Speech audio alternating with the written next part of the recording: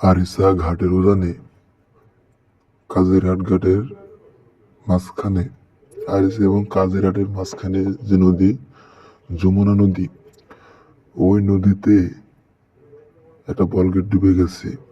আর একটা বলগেটের সংঘর্ষের কারণে যে স্রোত, এই স্রোতের ভেতর বলগেটের মাঝি বলগেট কন্ট্রোল করতে পারে নাই, তাই পিছন থেকে এসে বলগেটের পিছন থেকে এসে মেরে দিয়েছে।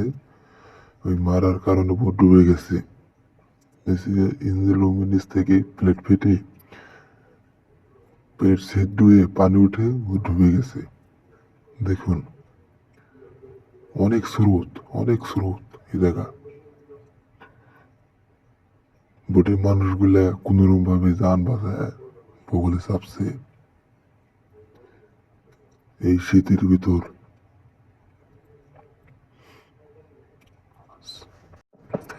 কিছুদিন আগে আর একটা ভোটে জায়গা থেকে ডুবে গেছে, এই অল্প কিছুদিন আগে।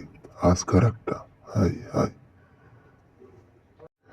বিশাল বড় যমুনা নদী, নদীর এপাশ থেকে ওপাশ কিছুই দেখা যায় না, এর মাঝখানে ভোট ডুবে গেছে।